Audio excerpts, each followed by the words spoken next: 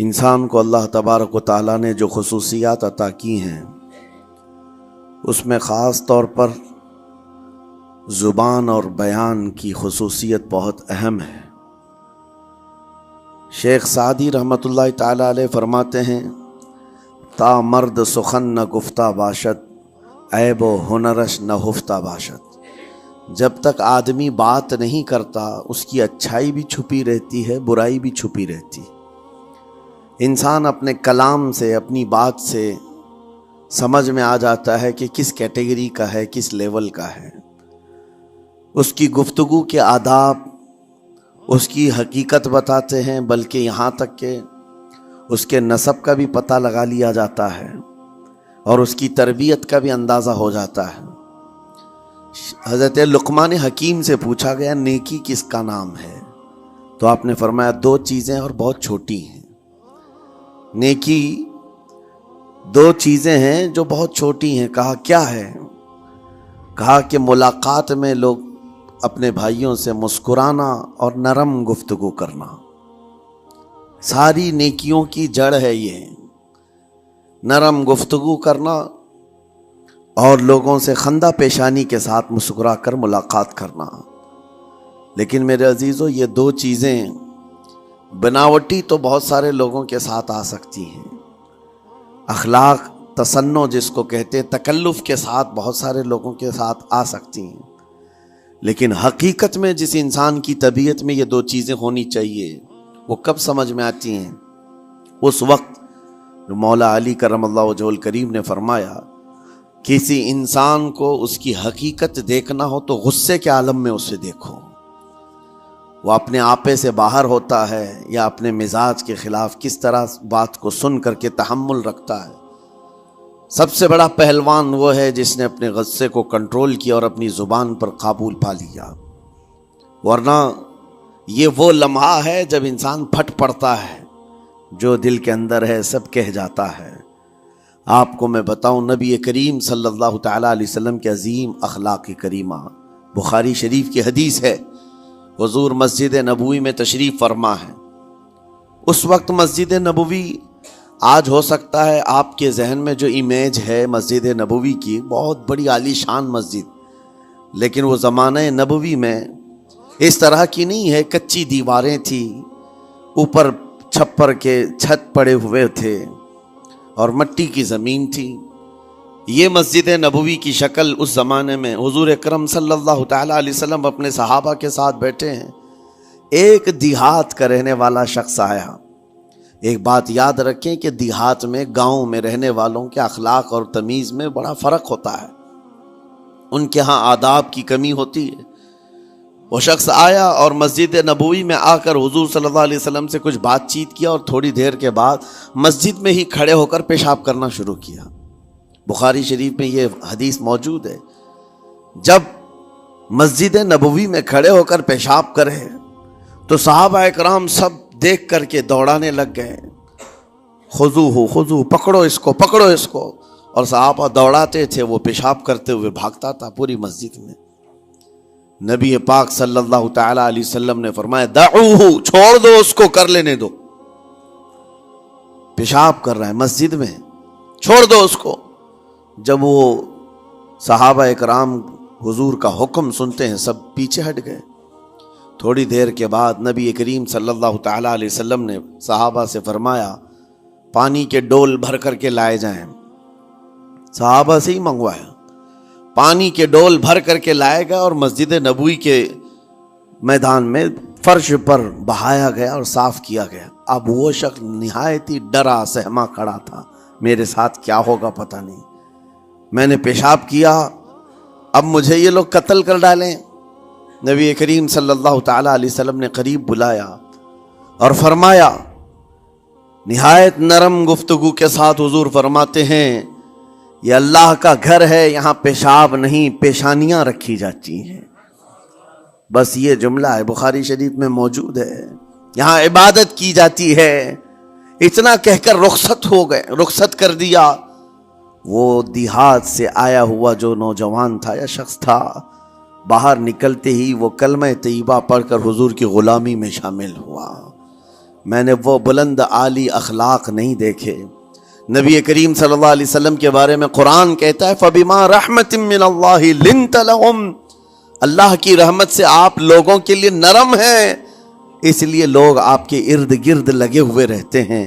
وَلَوْ كُنْتَ فَظًّا غَلِيظَ الْقَلْبِ لَانفَضُّوا مِنْ حَوْلِكَ، اے رسول اگر آپ سخت دل ہو جائیں تو پھر یہ سب چھٹ جائیں گے، آپ سے دور ہو جائیں گے۔ اس رسول کے لیے جب کہا گیا ہے کہ اگر آپ سخت ہو جائیں تو لوگ چھوڑ کر کے دور ہو جائیں گے، تو ہمارے اور آپ کے لیے کس قدر لہجے کی پابندی ضروری ہے۔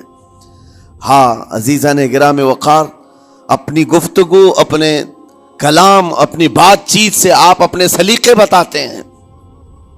گالی گلوچ کرتے ہوئے جن کی صبح شامیں ہوتی ہیں ان کو دیکھ کر کے ہی پہچان میں آ جاتا ہے کس گھر سے یہ تعلق رکھتا ہے، کہاں ان کی تربیت ہوئی ہے، کس طرح ان کے آداب سکھائے گئے۔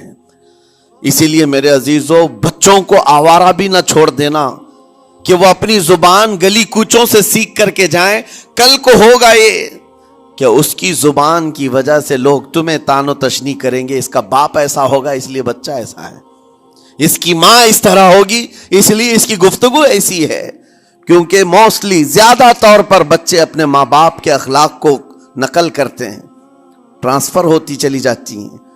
ایک بار حضور اکرم صلی اللہ تعالی علیہ وسلم مسجد نبوی سے باہر نکل کر جا رہے ہیں۔ توجہ میرے عزیزو، اخلاق کہاں دکھانے چاہیے اور ہماری بات چیت کے انداز ہمیں کہاں ہونا چاہیے میں آپ کو بتاؤں۔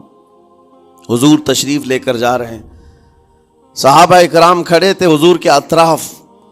مدینہ طیبہ کی ایک بوڑھی خاتون جس کا ذہنی توازن کھویا ہوا ہے، یعنی وہ دماغی طور پر ڈسیبل ہے، اور وہ آئی جا رہی تھی۔ لوگ جب بھی اس کو دیکھتے راستہ کاٹ لیتے، وہ جس کو بھی پکڑتی تھی سنانا شروع کرتی تھی، جو منہ میں آئے بکنے لگ جائے، اور لوگوں کو تنگی محسوس ہونے لگتی۔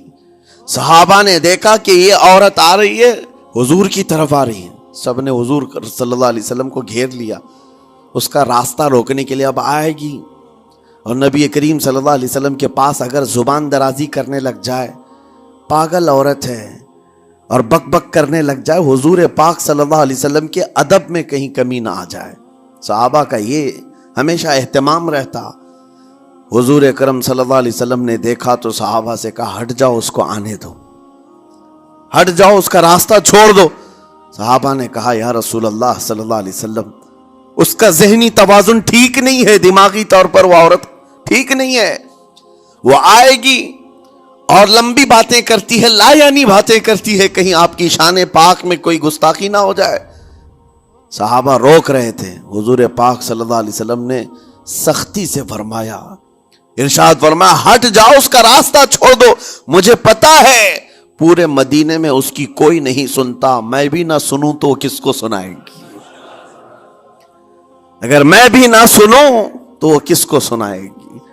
یہ میرے مصطفیٰ کریم صلی اللہ تعالی علیہ وسلم کے دربار عالی جاہ کی وہ بلند اخلاق کریمانہ کی ایک مثال ہے، جس کو خود میرے آقا نے فرمایا بعثت لأتمم مکارم الاخلاق۔ عزیزان گرام وقار، لوگوں کے آج حالات ایسے ہیں کہ اچھے لوگوں کے ساتھ اخلاق الگ دکھائے جاتے ہیں، چھوٹے لوگوں کے ساتھ اخلاق الگ دکھائے جاتے ہیں۔ سٹیٹس کا آدمی ہو تو اس کے ساتھ ملنے کے طریقے الگ ہیں، اور غریب کوئی آ جائے، فقیر کوئی آ جائے تو اس سے ملنے کا انداز الگ ہو جائے۔ یہ نہ ہو، یہ ہم سب کے لیے نصیحت ہے۔ اسی ممبئی کی سرزمین پر میں آپ کو بتاؤں، ایک ماہم شریف میں بزرگ حاجی صاحب ہوا کرتے تھے، آج سے تقریباً 10-12 سال پہلے کی۔ وہ کئی لوگوں سے ایک سوال کرتے تھے پکڑ پکڑ کر کے کہ میرا ایک سوال ہے، آپ جواب دیں گے، میرا ایک سوال ہے۔ کئی علماء سے انہوں نے پوچھا، مجھ سے بھی انہوں نے، جب میں نیا تھا مصر سے پڑھ کر کے آیا تھا، میرے پاس آ کر کہا کافی سالوں سے میرے ذہن میں ایک سوال ہوتا ہے، میں آپ سے بھی پوچھنا چاہتا ہوں۔ کہا بتائیے کیا ہے؟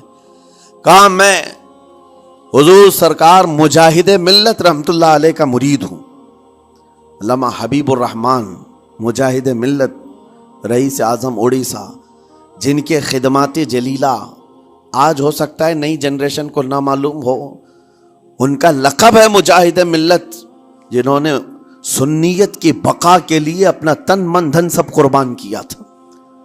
وہ مجاہد ملت عظیم بزرگ ولی کامل ہے. یہ حاجی صاحب کہتے ہیں کہ میں ایک نارمل آدمی تھا، کڑیا تھا، یعنی گھر بنانے کا کام کرتا تھا. جب وہ ممبئی تشریف لاتے تو دوڑ کر کے ہر جگہ سے لوگ ملنے آتے، میں بھی گیا تھا. اور اس وقت میں جوان تھا. حضور مجاہد ملت رحمت اللہ علیہ کی بات وہ بتا رہے ہیں کہ لوگ لائن لگا کر کے مصافحہ کر رہے تھے، مل رہے تھے. جب مل رہے تھے تو پھر میرا نمبر آیا، میں ملنے کے لیے گیا. بزرگوں کے سب ہاتھ چومتے ہیں، یہ ہمارے سنیوں کے طور طریقے ہیں. ادب، علماء ذوی الاحترام کے ہاتھوں کا بوسہ لینا یہ مستحسن ہے، یہ ہمارے آداب میں سے، معمولات اہل سنت میں سے. تو جب سب لوگ ان کے دست بوسی کر رہے تھے، ہاتھ چوم رہے تھے، میں بھی قریب گیا. اور جب میرا نمبر آیا، میں ہاتھ چومنے کے لیے گیا تو انہوں نے میرا ہاتھ لے کر خود ہی چوم لیا. وہ بزرگ عالی جاہ ولی کامل جن کو دنیا مجاہد ملت کہتی ہے، میرا ہاتھ انہوں نے چوم لیا. اور میرے اندر ایسی پشیمانی تھی کہ میں کیا کروں سمجھ میں نہیں آیا. میں ایک معمولی سا کڑیا، اور کہاں ان کا مقام، کہاں میرا.